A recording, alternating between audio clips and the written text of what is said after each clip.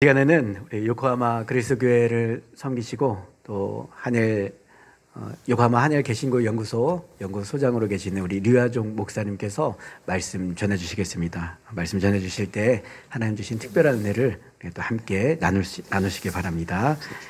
우리 나오실 때 우리 박수로 또 환영해 주시기 바랍니다. 네, 환영해 주셔서 감사합니다. 저는 소개받았던 유화종 선교사라고 합니다. 저는 직분이 3개가 있습니다. 너무 영광스럽게도 하나님의 말씀을 증거할 수 있는 목사임에도 그것만으로도 제가 충분히 하나님께서 주신 큰 은혜가 있는데 선교사로 불러주신 거예요. 그것도 일본 선교사로. 그래서 그렇게 불러주심에 너무 감사하고, 그러나 또 하나님의 은혜로 신학교 교수로 가르치는 사역을 또 하고 있습니다. 그리고 가르치는 사역의 또 일환 중에 하나가 제가 요코하마에서 있는데, 요코하마에서 한일 개신교 연구를 지금 하고 있습니다. 그래서 교수 사역도 하고 또 이렇게 목사로서 선교사로서 이렇게 이 자리에 섰습니다. 오늘 좀 전에 특송했던 팀은 제가 협력해서 사역하고 있는 요코하마 그리스도교회 성도분들이랑 이렇게 같이 와서 인사드릴 수 있게 돼서 너무 감사하고, 작년 6월이었죠. 작년 6월에 요코하마에 몇 분이 오셨어요. 그래서 큰 의미를 가지고 오셔서 저도 마음이 뜨거워졌어요. 제가 그때 이제 요코하마에 온 지 한 8개월쯤 됐어요. 지금 이제 1년 넘었죠. 근데 제가 아직도 일본어 잘 못합니다. 50이 넘어가지고 일본어를 빨리 배우기가 힘들죠. 근데 제 딸은 벌써 아주 자연스럽게 하더라고요. 하나님 은혜인데, 아이고, 이제는 쉽지 않은 것 같습니다. 뭐든지 적응하는 것이. 이제 같이 그때 6월 달에 오셨던 장로님 몇 분과 또 우리 권사님들, 많은 분들은 아니셨지만 이렇게 몇 분 뵙고 또 오늘 다시 뵈니까 너무나 이렇게 반갑고, 어떻게 보면 이제 뵀던 분들이 환영해 주셔가지고 마음이 너무 편했습니다. 하여튼 많이 환영해 주셔서 감사하고, 오늘은 간단하게 제가 제 소개뿐만 아니라 주신 말씀 가지고 나누고 또 요코하마에서 제가 하고 있는 사역들을 간단하게 소개하도록 하겠습니다. 오늘 읽었던 본문 말씀 다시 한번 볼까요? 제가 다시 한번 보고 싶은 말씀이 있는데요. 그것은 10장 7절 말씀입니다. 제가 준비한 PPT가 있는데요. 그 PPT에 보면 7절 말씀이 있을 것입니다. 7절 말씀 같이 한번 읽겠습니다. 시작. 그러므로 예수께서 다시 이르시되 내가 진실로 진실로 너희에게 이르노니 나는 양의 문이라. 아멘. 우리나라 말도 굉장히 의미가 있고 중요한 말씀하십니다. 근데요, 여기서 우리 신쿠형 목사님도 공부를 하시다 보니까 저 오전에 예배를 잠깐 말씀을 들었는데 말씀에 깊이가 있으셔가지고 한 단계 더 들어가시더라고요. 그래서 저도 공부했던 게 있어서 한 단계 더 들어가고 싶었습니다. 그게 제가 준비한 PPT 혹시 보여줄 수 있나요? 이게 한국어 버전이 아닌 다른 언어의 버전으로 되어져 있는 게 있는데 안 돼요? PPT가 안 돼요? 아쉽네요. 야, 아주 중요한 자료인데. 자, 거기에 보면 제가 뭘 봤냐면요. 우리나라 말로 하면 나는 예수님에 대해서, 예수님께서 자신에 대해서 말씀하실 때 나는 뭐라고 표현하잖아요. 그죠? 여기 보면 7절에 뭐라고 나오죠? 나는 양의 문이다. 근데 이 말씀이 우리나라 말로는 그냥 그거 담백하게 양의 문 이렇게 끝나니까 그건 나름대로도 굉장히 의미가 있어요. 그렇죠? 예수님은 어떤 분이시냐? 양의 문이시다. 끝. 근데 실은 원어로 보면 이 표현이 나는 양의 문이라 짧지가 않아요. 훨씬 길어요. 그거 보여주고 싶었거든요. 근데 그게 안 됐네요. 아쉽습니다. 만약 준비되시면 말씀해 주십시오. 그 양의 문이라는 이 단어에 제가 딱 각인된 게 이유가 있었어요. 그건 뭐냐면 이게 일본 가니까 문이 많아요. 문이. 예. 혹시 애니메이션 그 보셨는지 모르겠는데요. 무슨 문단속 이런 애니메이션 혹시 제목을 보셨는지 모르겠습니다. 제목 기억나십니까? 예, 그렇죠. 거기에서 나오는 이 문단속의 이 문이 진짜 문을 의미하거든요. 일본 가면요 문들이 많아요. 어디에 많냐면요 신사에 많아요.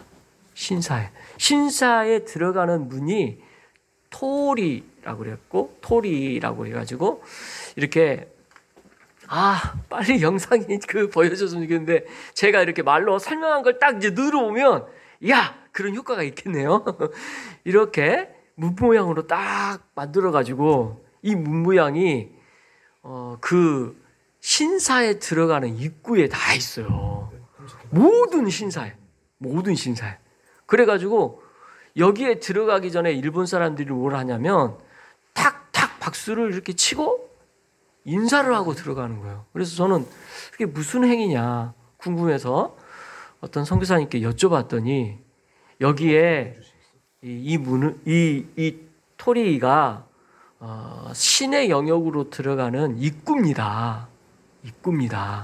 그래서 신의 문으로 들어가는 이 입구의 역할을 하기 때문에 그때 신에게 들어가기 전에 먼저 제가 들어가겠습니다.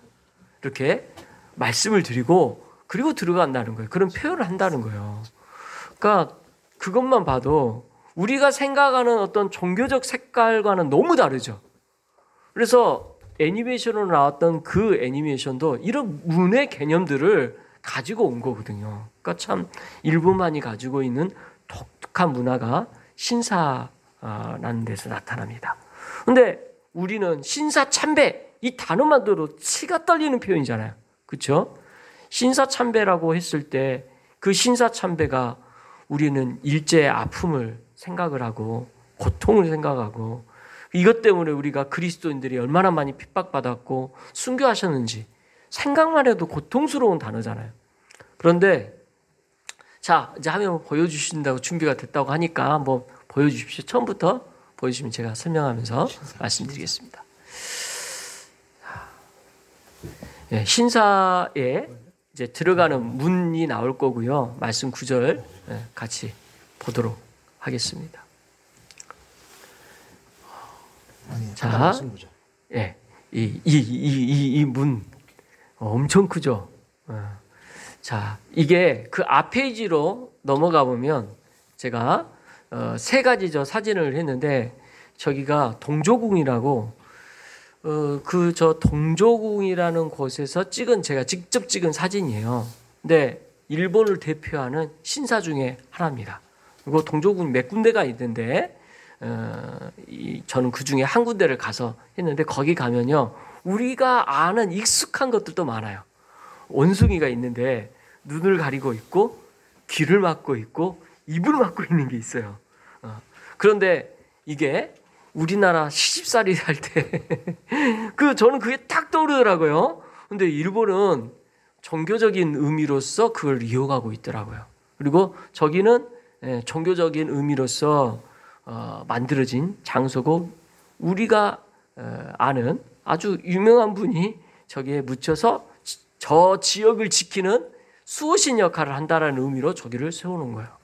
자, 근데 그 다음 페이지 보면 저기도 마찬가지로 똑같은 신사이기 때문에 뭐가 있어요? 저게 토리가 있다는 거예요. 여기도. 그 다음 페이지 넘기면 제 왼쪽에 보이는 것은 저희 집에서 얼마 멀지 않은 곳에 있는 조그만한 신사인 거고요. 신사의 입구를 제가 찍은 거예요. 오른쪽에 있는 큰 사진 있죠? 좀 더. 저 사진은 히로시마에 있는 아주 유명한 신사 중에 하나인데 저기도 멀리 저 토리가 보이죠? 저 토리가 바로 들어오는 또 관문의 역할을 하고 있다라는 것을 보여주고 그 안에서 제가 찍은 거예요. 자, 이렇게 토리가 일본에서는 많이 있는데 이 토리를 보면서 제가 떠오르는 말씀이 뭐였겠어요? 방금 읽었던 양의 문이 떠올랐어요. 그 다음 페이지 보면 그 앞에 다시 넘어가 보면 지금 사인이 너무 안 맞으시네. 그 다음 페이지 그 원어 표현이 있는 데가 있을 텐데 있죠. 나는 양의 문이라 하고 근데 글씨가 하나도 안 보여서 아쉽네요. 에이고 에이미로 시작을 해서 이 일본 스바라시합니다. 네, 아주 훌륭합니다. 자, 에이고 에이미 페라 톤 글씨가 저도 여기서 눈이 나빠졌는데 잘 안 보이네요. 프로바톤이라고 돼 있는데 해석을 하면 이런 뜻이에요. 에이고 에이미 나는 무엇이다. 영어로 하면 뭐예요? I am에 해당되는 표현이에요. 그 다음에 저는 여기에 주목하고 싶은데요. 우리가 잘 모르는데 앞에 해가 있고 톤이 있다. 이거는 뭘 뜻하냐면 관사예요. 정광사. 자, 밑에 이게 헬라어의 개념을 더 정확하게 설명해 주는 게 어순이 비슷한 영어겠죠. NIV와 ASV가 딱 있는데 보니까 뭐라고 써 있어요? 첫 번째 NIV는 The Gate for the Sheep. 그리고 그 밑에는 The Door of the 이렇게 되어 있어요. 자, 이 단어의 뜻을 우리가 아주 단순하게 해석해 보면 뭐예요? 그 문, 그 양을 위한 그 문. 그런 뜻이 돼요. 그렇죠? 근데 여기서 우리나라 말로 표현은 그 양을 위한 그 문 이렇게 표현을 안 하니까 우리나라 성경 어떻게 하고 있어요? 양의 문으로 하고 있어요. 근데 여기에 굉장히 중요한 의미가 있어요. 신학적으로도 중요하고 우리에게 예수님께서 하시고 싶어하는 아주 강력한 메시지가 있습니다. 그것은 정해졌다라는 거죠. 정관사니까. 자, 여기서 더 십이라 더 게이트는 한 개일까요? 두 개일까요? 세 개일까요? 네 개일까요? 더는 뭐예요? 딱 정해진 하나를 의미하는 거죠. 그렇죠? 그래서 정관사인 거예요. 여기서 게이트는 뭘 뜻할까요? 뭘 뜻해요? 예수님이에요. 더 게이트는 내가 그 문이라는 거죠. 그 문. 그리고 여기서 양은 뭐겠어요? 그 예수님이 정한 그 양인 거죠. 저와 여러분이 이 자리에 있는 것은 내 의지로 내 힘으로 여기 온 것 같지만 예수 그리스도께서 부르셔서 주님의 특별한 은혜로 오늘 1시 반 오후 예배에 저와 함께 이 말씀을 나누도록 인도하셔서 오신 줄 믿습니다. 이게 우리의 주시고자 하는 메시지 핵심인 거예요. 부르셔서 정해져서 이 자리에 온 거예요. 하나님 부르지 않으시면 이 땅에 여기에 있을 수가 없어요. 그 말씀을 이곳에서 합니다. 오늘 11시 예배 때 신 목사님이 설교한 내용 가운데 하나님의 명령을 따라서 순종하는 그 모습을 제가 봤습니다. 그렇죠? 그 내용을 보면서 오늘 이 말씀이 연결이 됐어요. 어떻게 연결됐냐면 거기에 성막이 있었잖아요. 성막. 기름기둥과 불기둥이 있었던 그 성막. 저희는 어제 좀 멀리 가서 1:1 크기가 있는 성막에 있는 장소로 갔습니다. 우리 일본에서 쭉 살았던 친구들이라 한국의 그런 기독교 문화들을 경험하기 어렵거든요. 그래서 직접 실물을 성막이 어떻게 생겼는지 좀 보고 싶어 하지 않았지만 제 욕심으로 반드시 한국 가면 이거 봐야 된다. 그 제 욕심으로 데리고 갔습니다. 그랬는데 가서 졸긴 했지만 전 너무 감동이 됐던 게 거기서 성막을 1:1로 들어가는 것에서부터 은혜가 됐던 게 거기서 바로 더 게이트를 봤어요. 더 게이트. 그 문.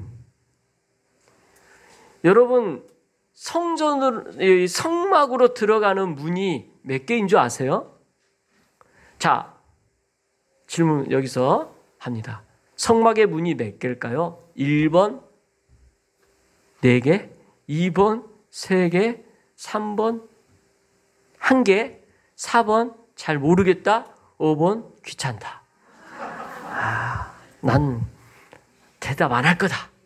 자, 5번은 아무도 없으실 줄 알고, 답은 뭐겠어요? 제가 분명히 지금 뭘 강조했냐면 정관사를 강조했고 덜 강조했어요. 아주 한 분이 정확하게 3번이라고 말씀해 주셨습니다. 맞습니다. 더 게이트. 근데 성막에서도 명확하게 들어갈 수 있는 문은 하나요. 그 문으로만 들어가야만 우리가 생명을 얻을 수 있다라고 말씀하십니다. 근데 그 양이 들어가려면 어떻게 해요? 오늘 보면 말씀에도 나오지만 9절 말씀에 이렇게 나오죠. 내가 문이니 누구든지 나로 말미암아 들어가며 구원을 받고 또는 들어가며 나오며 꼴을 얻으리라. 이렇게 말씀하시죠. 누구든지 들어갈 수 있느냐? 아니에요. 내가 들어가게 하면 들어가는 거예요. 구원을 받고 들어가서 꼴을 얻을 수 있다고 하셔요. 풍성이 없게 안 쓴다고 하셨어요. 그러나 어디로 들어가야 돼요? 양의 문이신 예수 그리스도를 통해서 들어가요. 성막은 그걸 보여주고 계시는 거예요. 그게 하나님의 명령에 쫓아서 따라서 가는 거죠. 다른 게 아니에요. 울타리는 천으로 만들어졌습니다. 찍고 얼마든지 가려면 가죠. 기둥이 아니니까. 그런데 예수님께서는 일부러 입구를 하나를 만들어 놓으셨어요. 그 입구로 들어오게 하시는 것을 알게 하기 위해서 구약에서부터 우리에게 말씀하고 계시는 것이죠. 근데 일본 땅에요. 아까 보여줬던 영상처럼 먼저 봤던 문, 얼마나 많은 문이 있습니까? 전 그래서 기도가 됐어요. 이 문을 볼 때 마음이 뜨거워졌습니다. 일본 사람들 이렇게 눈으로 보이게끔 만드는 것은 굉장히 이게 눈에 보이지 않은 것에 대하여 민감하다는 거예요? 민감하지 않다는 거예요? 민감하다는 이야기예요. 전 그렇게 느낍니다. 굉장히 민감해요.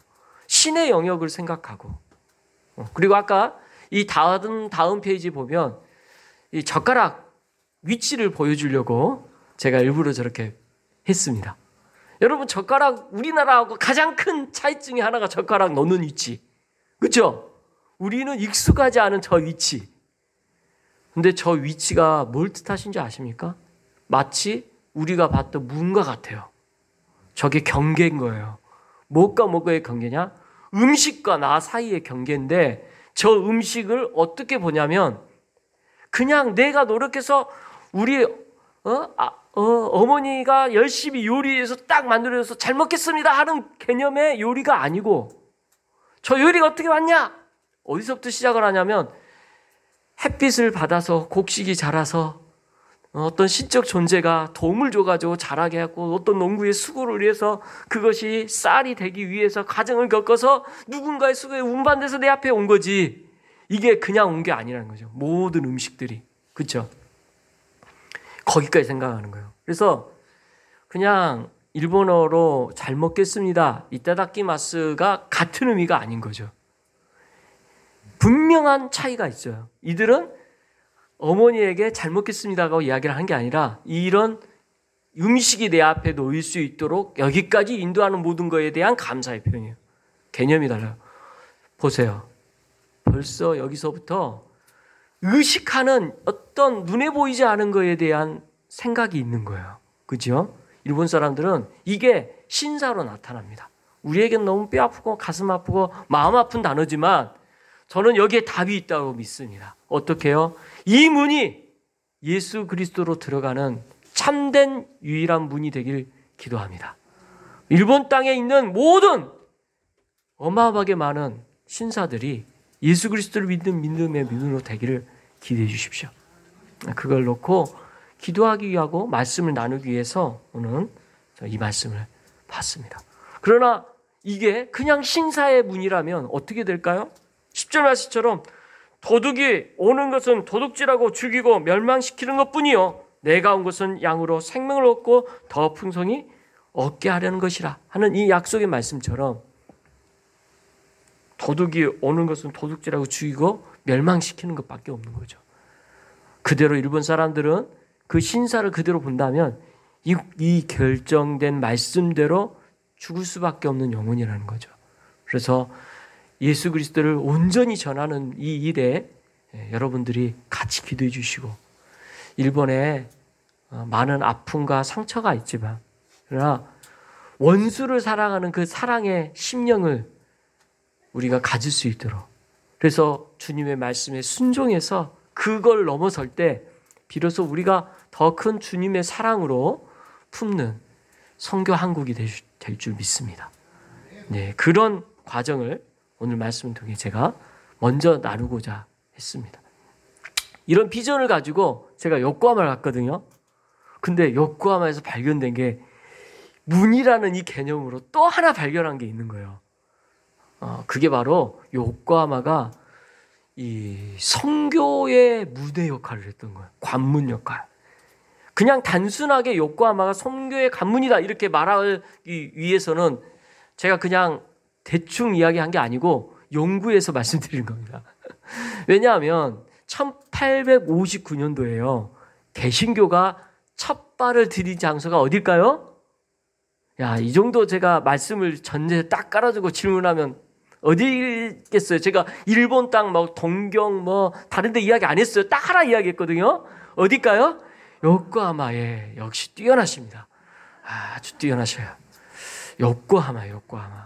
이 요코하마가 1859년도에 가장 먼저 개항하게 된 항구 중에 하나입니다. 5개 항이 개항이 되었는데 그 중에 하나로서 태평양에서 들어오기 쉬운 가장 좋은 장소 중에 하나죠.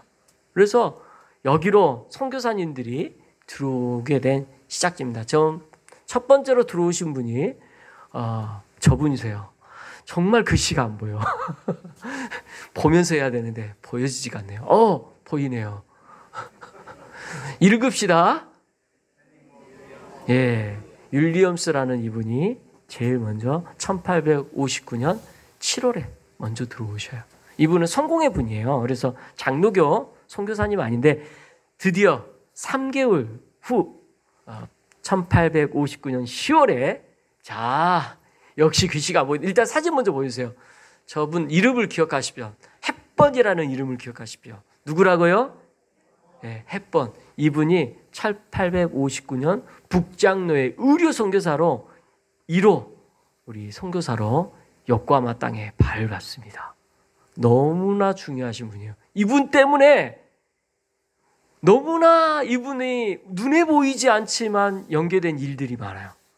이분이 하나님께서 준비되지 않았으면 이 한국의 지금의 우리의 복음의 이 어마어마한 은혜의 과정들이 또 다른 방향으로 하나님께서 사역을 하셨을 거예요. 근데 이분을 통해서 쓰셨어요.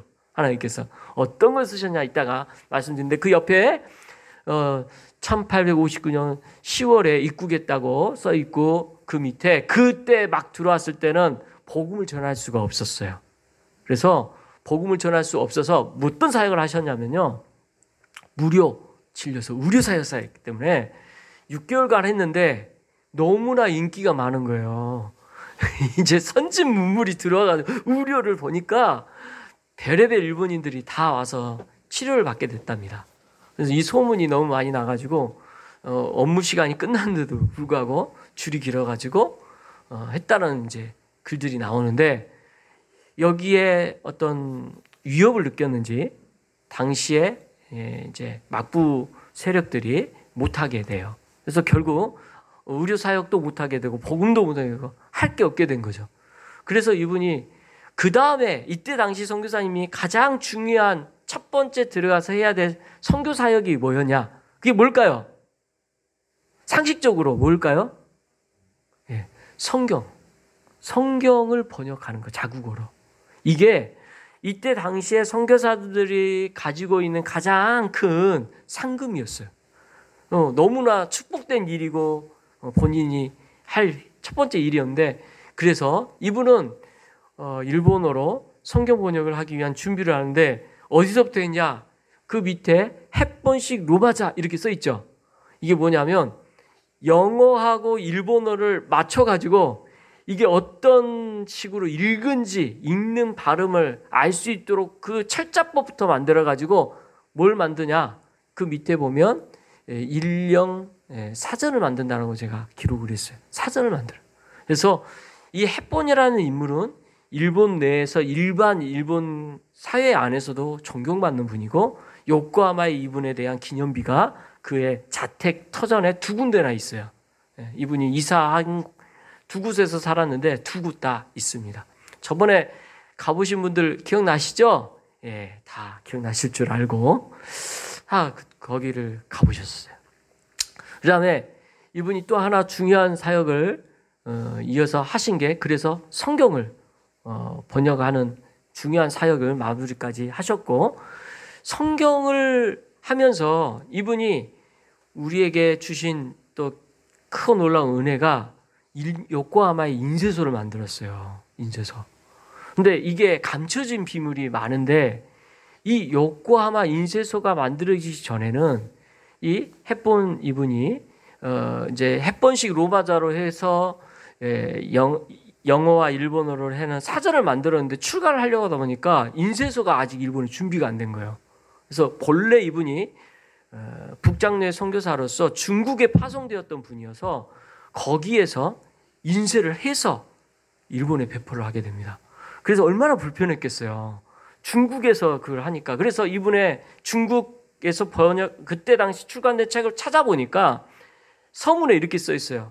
어쩔 수 없이 일본에 준비가 안 돼서 중국 상하이에서 하게 됐다라고 했는데 저는 그 글을 보면서 이분이 출판사 준비하겠구나. 그 출판사를 준비를 언제 하게 되냐? 1880년대에 하게 됩니다. 그래서 그때야 비로소 일본에서 인쇄할 수 있는 준비들이 요코하마에서도 준비가 되는 거예요. 그러니까 요코하마 외에도 교토와 동경 같이 동시대에 비슷한 시기에 이제 준비가 됐는데 요코하마도 이 햇본이라는 분 때문에 준비가 되어지기 시작한 거죠. 자, 또 하나 이분이 중요한 사역 중에 한 것 중에 하나는 햇본이라는 학원을 만든대요. 학원은 지금으로 말하면 대학 같은 곳이죠. 그래서 이분이 하셨던 가장 중요한 사역 중에 하나가 그분의 아내인 클라라를 통해서 영어를 가르치는 일을 했는데 단순히 영어만 가르치는 게 아니라 일본 막부 세력의 자녀들에게 이게 선진 문물을 가르치면서 기독교를 전파해요. 그래서 이게 나중에 우리가 잘 아는 메이지 마쿠인이라는 아주 유명한 학교가 설립되는 배경이 되는 기반이 되고 시로교회를 만드는 기반이 되는 분들을 세우게 되는 거예요. 그래서 이런 사역들을 했습니다. 자, 여기까지만 봤을 때는 이분이 뭐 큰 우리와 연계되어졌다 생각이 안 드는데 이제 잠시 후에 그런 소개는 또 중요한 한 분을 소개하면서 하고요. 그 다음 페이지 보여주시면 첫 번째 이분이 살았던 장소가 어디냐면 뭘로 보여요? 그냥 집 같죠? 저기가 절입니다. 그리고 이 절 왼쪽으로 보면 뭐가 있었죠? 우리 가셨던 분들 다 묘지들이 있어. 쫙 묘지가 있어. 그 절 안에 묘지가 얼마나 많은지. 조금 더 왼쪽으로 아쉽네요. 살짝 뒤에 좀 보이려고 하는데 묘지가 있습니다. 그거야 궁금하시면 직접 와서 보시라고 일부러 안 찍은 것 같습니다. 오셔서 직접 찍으십시오. 5월에 오시는 분들 꼭 가서 보십시오. 자, 그 다음에 거기 안쪽에 보면 오른쪽에 있는 저 사진에 가운데 파랗게 보이는 저분 햇본이라는 분의 얼굴이 저기 있어요. 가서 그 절 안에 저게 있어요. 그러니까 이때 당시 막부 세력들은 불교도 탄압했대요. 그 전 세력부터. 왜냐하면 이게 종교적인 색깔을 갖고 있는데 힘을 가지게 되면 정권하고 싸우게 되니까 결국 그런 갈등이 있었던 것 같아요.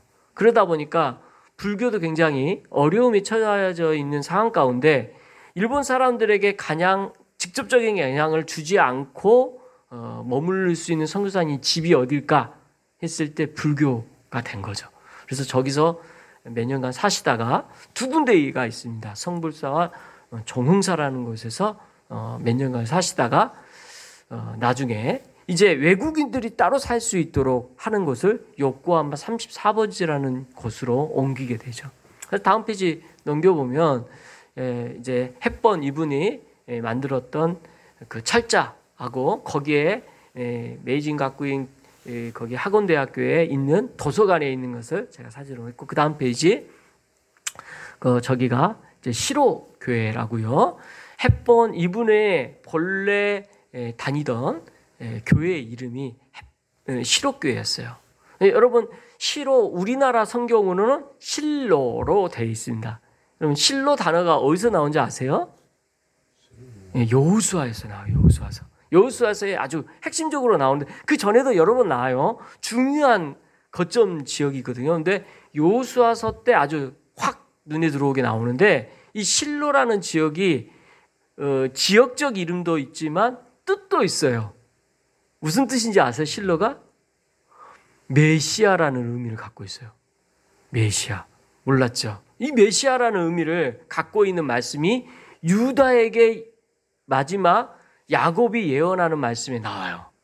그래서 거기에 보면 실로라는 표현이 나오면서 지금 이제 저 본래 미국에 있는 교회와 또 이제 이 교회에서도 이름을 이제 그렇게 해석합니다. 본래 햇번에 의해서 실로라는 이름을 짓기도 했지만 성경에 나와 있는 그 실로, 메시아, 예수 그리스도를 상징하는 의미이기도 하고, 그리고 실로라는 장소가 중요한 하나님께서 가나안 땅을 차지하고 정복하는 데 중요한 거점 지역으로서의 사용했던 그곳을 곳으로서 여기가 안식이라는 뜻이 있고 평안이라는 뜻이 있어요.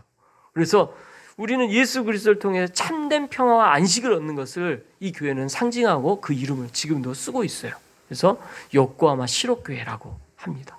이것을 햇번을 기념해서 여기까지 있는 거죠. 와서 직접 보면 참 아름답게 잘 지었고요. 근데 주일 예배를 저도 드려본 적은 없어서 못 들어가 봤는데 주중 때 잠깐 가서 한번 사진 찍은 적이 있는데 너무 아름답게 잘 만들어놨더라고요. 꼭 가서 한번 보시면 좋습니다. 다음 페이지. 두 번째 햇번이 머물렀던 요코하마 34번지라는 위치인데요. 거기 가면 그 옛 터가 있어요. 그 옛 터에 저렇게 비석들이 놓여져 있습니다. 그러니까 햇번이라는 분이 여기저기 많죠. 얼마나 햇번이라는 분이 중요한 역할을 했는지 알 수가 있는데, 이 집이 참 의미가 있는 것이요. 이제 우리나라에 복음이 들어왔을 때 통로가 되는 집이기도 합니다. 왜 그렇게 표현할 수 있냐면, 이 햇번이라는 선교사님이 이미 1880년대가 되면 60에서 70대는 아주 고령의 나이가 돼요. 그 고령의 나이셨지만 그때 이제 사역을 여전히 하고 계셨어요.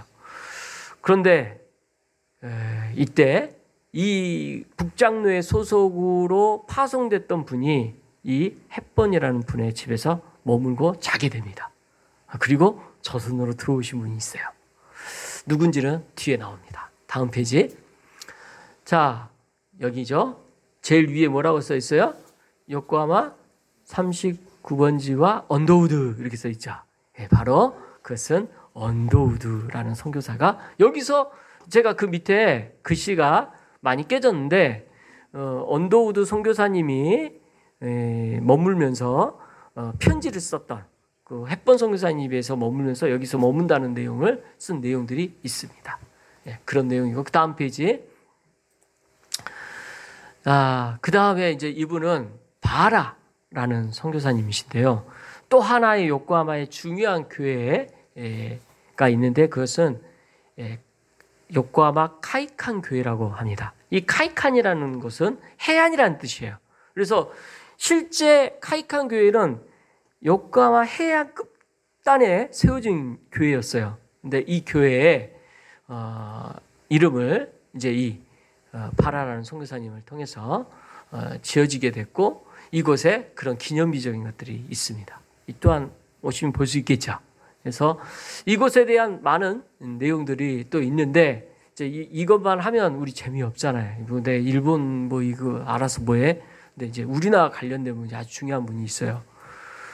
그것은 바로 이수정이라는 분이죠. 그 다음 페이지.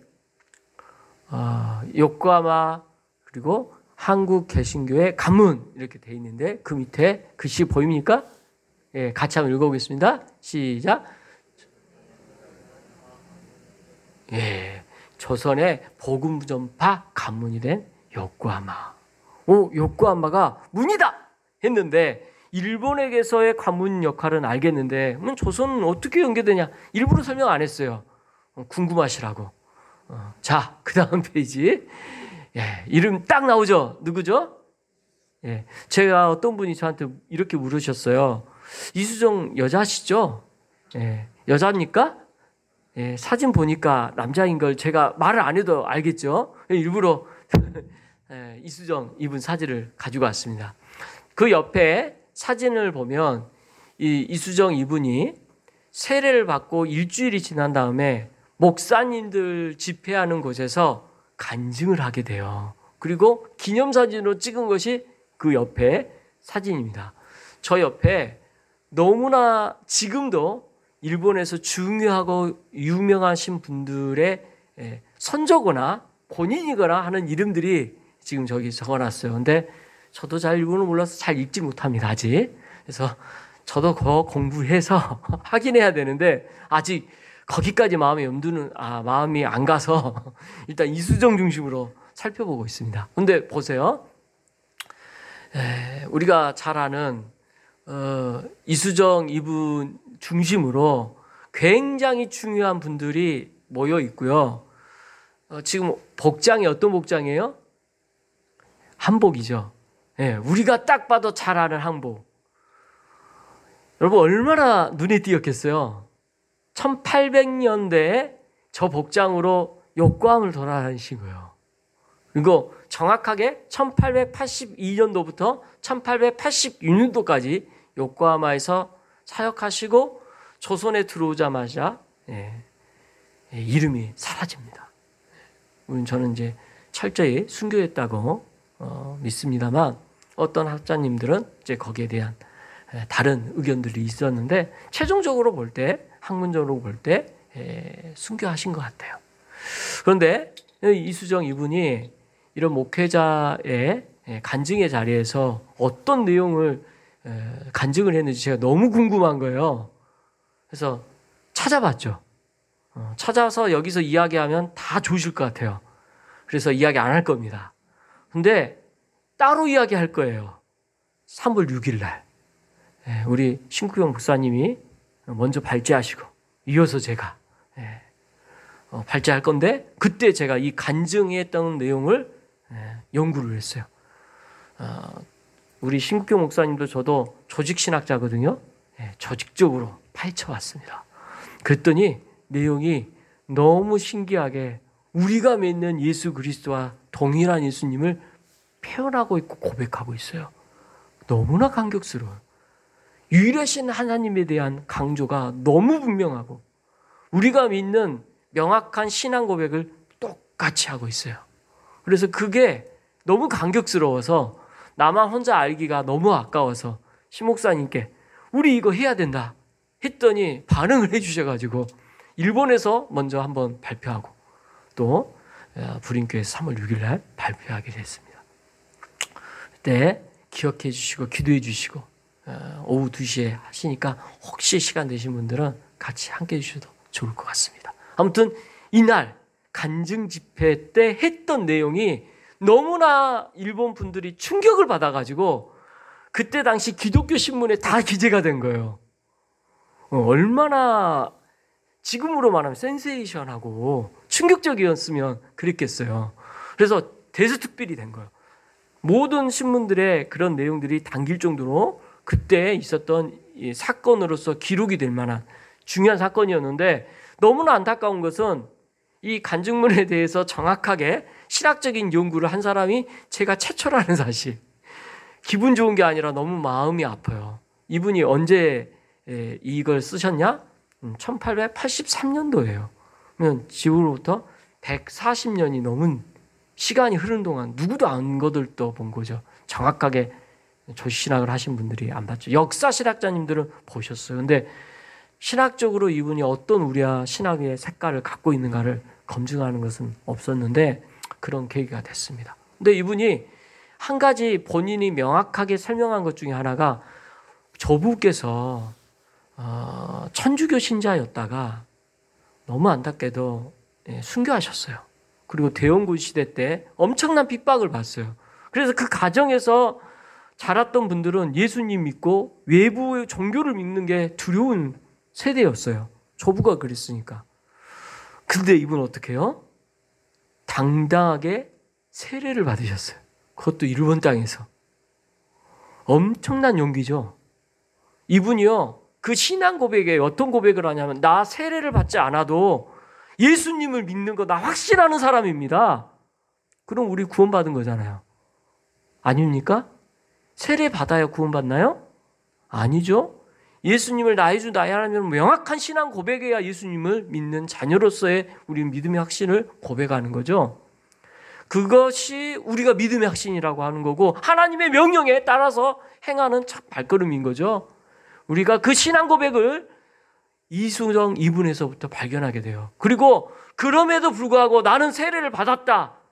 생명의 위협이 있고 죽음의 위협이 있다 할지라도 나는 세례를 받음으로 외적으로 내가 그리스도임을 드러내야 된다라고 표현합니다. 그러니 이 부분이 얼마나 신앙 고백이 명확합니까?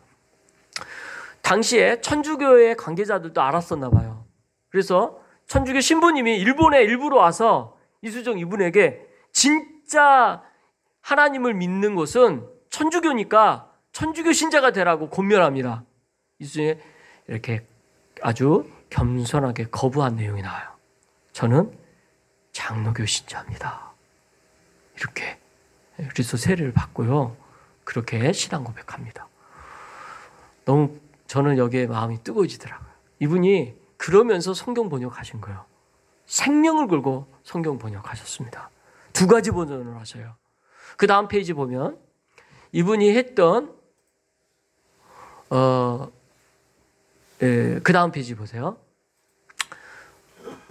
안 보이네. 그 다음 페이지 보세요. 그냥 넘어가요. 예, 이게 오른쪽에 보이는 게 이분이 이제 번역본이고 실부를 제가 실은 신규 목사님께 저거를 우리 요코하마 개신교 연수와 같이 우리 연구위원이니까 반드시 이 교회에서는 이 책이 있어야 됩니다. 신규 목사님이 기도해 보겠습니다. 확고하게 말씀을 아직 안 해주셔가지고 아직 못 보셨죠, 실물을? 예, 저는 분명히 드렸습니다. 목사님이 알아서 하십시오. 분명히 드렸어요. 아마 조만간 볼 수 있을 줄 믿습니다. 드렸어요. 예, 그래서 하나는 완전히 한문으로 돼 있는데 토를 달았어요. 1800년대는요 이미 한문을 읽으신 분이 한글을 읽는 분하고 상관없이 글을 읽을 수 있는 분은 오직 한문을 읽는 사람들이었어요. 그러다 보니까 토를 다는 이것이 더 자연스러웠어요. 저 성경 번역본이 3,000부, 1,500부, 3,000부 더 인쇄되어서 다 팔렸다라고 기록되어 있는 것을 보게 됩니다. 저 연구를 제가 이번에 좀 했어요. 그 왼쪽에 보면 사진을 조금 해서 저게 아주 가운데 보면 세로로 쭉 써 있는 게 보면 문서를 하나 찾으셨는데 이수정 이분의 신앙 사도신경을 최초로 한글로 한 것을 저렇게 일본 영국 아니죠 미국 성서공회에서 발행한 글에 잡지에 기재된 걸 찾으셨어요. 누구셨죠? 저걸 기재하신 분이 찾으신 분이 총신대 역사신학자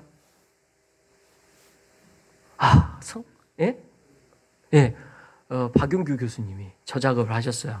그래서 저걸 찾아내셔가지고 제가 기재했는데 이거 발견된 지 얼마 안 됐어요. 예. 자, 그 다음 페이지.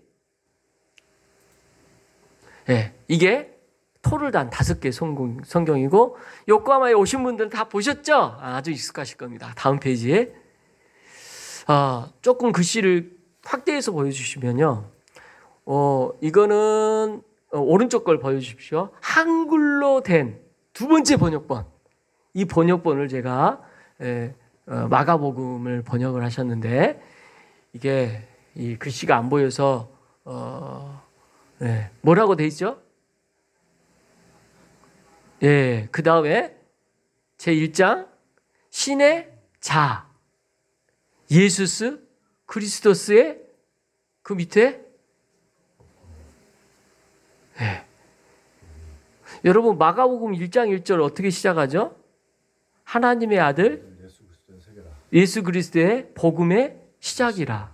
이것과 차이가 있나요? 거의 없어요. 언제 번역했다고요? 이거 1885년도에 번역하신 거예요. 근데요, 이 번역본이 나오기 위해서 인쇄서가 있어야겠죠. 이 인쇄서 누가 준비했다고요? 햇본이라는 분이 본인이 먼저 출간을 못해서 1880년도에 했고, 이수정 이분이 들어와서 불과 1882년도에 요과에 들어와서 83년도에 세례를 받고 84년도, 85년도에 출간물이 나와요. 하나님 은혜님 아니겠어요? 이 모든 운행되어지는 것이 너무나 기가 막히고 하나님의 섭리라는 게 소름 끼칠 정도로. 그래서 유일하게 전 세계적으로 자국인이 먼저 성경 번역한 나라는 어딜까요? 이 한국이에요, 한국. 유일해요. 이렇게 빠른 시기에 자국민이 저렇게 정확한 번역을, 적의 기초가 돼서 성경 전체를 번역할 수 있는 기반이 된 거죠. 너무 감격스럽죠? 예, 동시대에 1882년, 83년도에 로스라는 선교사님이, 스코틀랜드 선교사님인데 중국에서 심양에서 번역하신 번역본이 있어요. 1, 2년 앞섰어요. 근데 이거 보고 충격받아요. 이수정이 이분이 봤어요. 이렇게 번역해서는 안 된다. 무슨 말인지 이해가 안 된다. 왜냐하면 순 한글인데 띄어쓰기도 없고 한문의 의미가 전달이 안 되고 문어체의 의미가 전달이 안 되니까 너무나 어려운 거예요. 그래서 이분이 언어적인 특별한 은사가 있었던 분이라 참 하나님께서 그걸 쓰신 걸 보게 됩니다.